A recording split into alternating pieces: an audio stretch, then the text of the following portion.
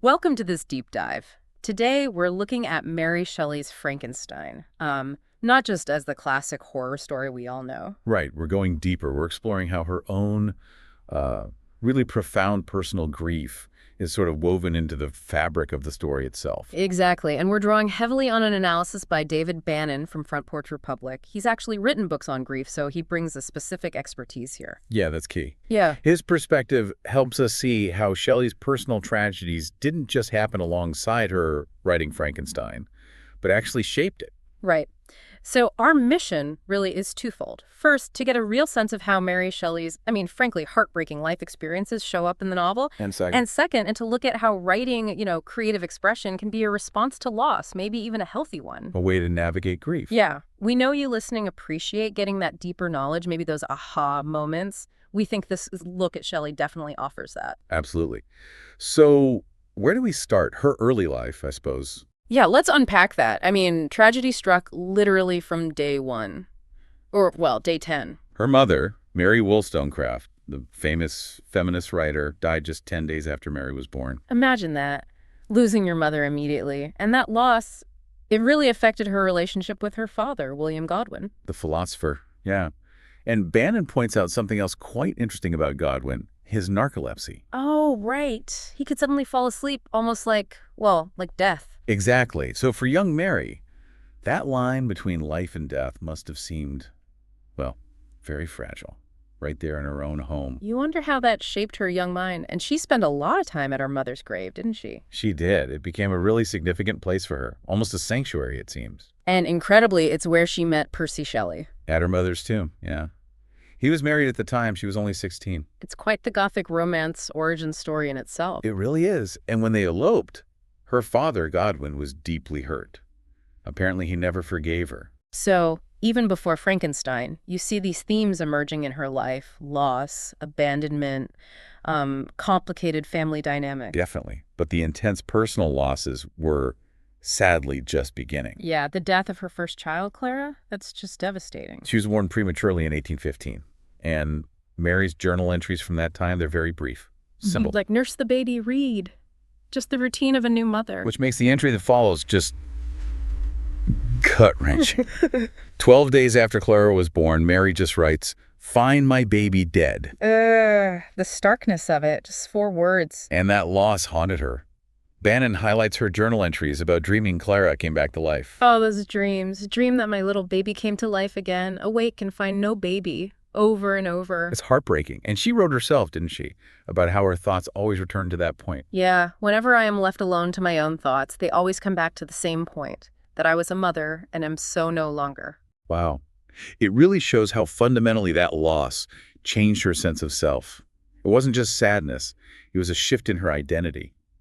Okay, so with that as the backdrop, we get to the summer of 1816, Geneva. Right. The famous year without a summer, thanks to the eruption of Mount Tambora. So the weather was already weird, dark, cold, gloomy. Setting the perfect stage, really, for Lord Byron's suggestion. The ghost story contest. You've got Byron, the Shelleys, Polidori all stuck indoors. And Byron says, let's all write a ghost story. And the results from the others were, well... A bit underwhelming, yeah. Yeah. Bannon calls them desultory. Byron wrote a fragment, Percy Shelley nothing much. Polidori started The Vampire. But Mary...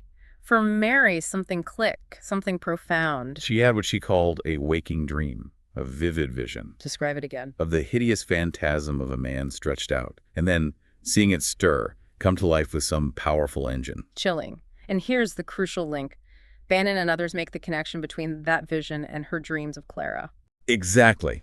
The dream of reanimation, bringing something dead back to life. It seems so direct. Bannon quotes Fiona Stafford, Miranda Seymour, Jean-Claude Carrière. They all see this link. Carrière puts it quite poetically, suggesting that having lost a child of flesh and blood, she was now carrying one born of her imagination. That's powerful.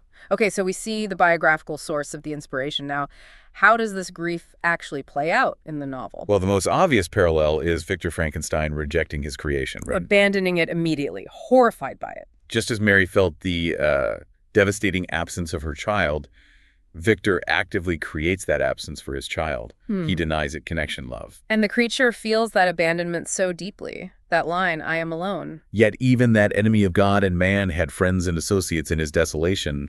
I am alone. It's devastatingly lonely. And you think about Mary herself feeling so isolated by her grief. It's like the creature is voicing her own inner state. It really seems that way.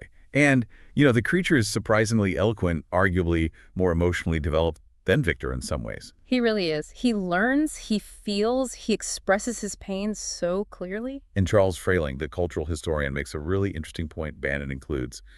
He suggests the creature's rage comes from that paternal rejection without any maternal love to counterbalance it. Which mirrors Mary's own situation, doesn't it? Losing her mother, then feeling rejected or at least not fully supported by her father Godwin. Precisely.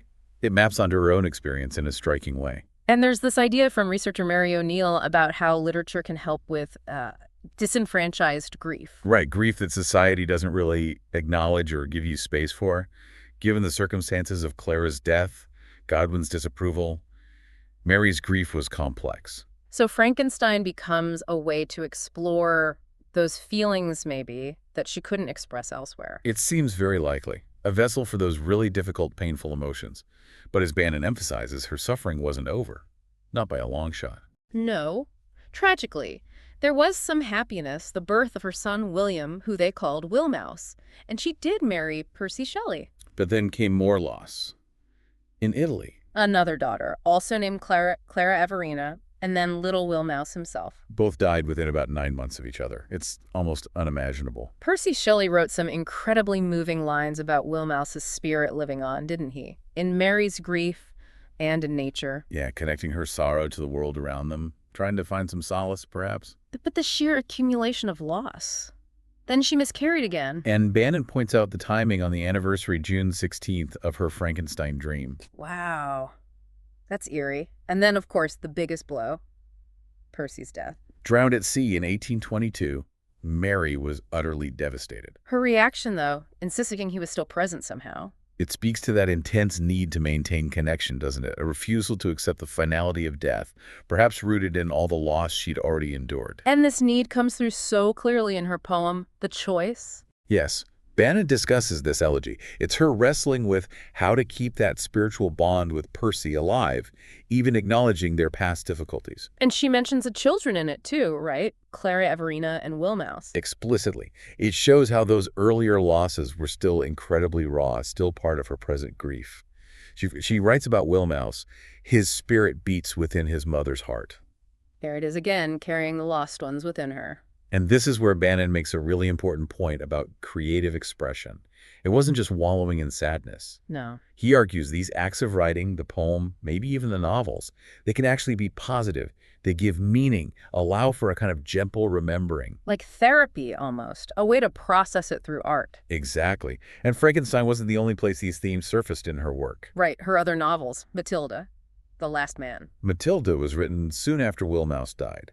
And Mary herself said that writing it gave her some temporary relief from her misery. A catharsis. It seems like it. And The Last Man, written after Lord Byron had also died. It deals so much with solitude, with being the sole survivor after immense catastrophe. You can see how her own life experience would fuel a story like that. Feeling like the last one left standing after so much loss. There's a concept in grief studies, meaning reconstruction. Yeah. Robert Niemeyer talks about it. Finding new meaning after loss. And The Last Man fits that. Bannon suggests it does. It's Mary trying to make sense of a world completely changed by death, finding a way to endure. There's also that point from Thomas Bauer about an artistic and playful element in grief art.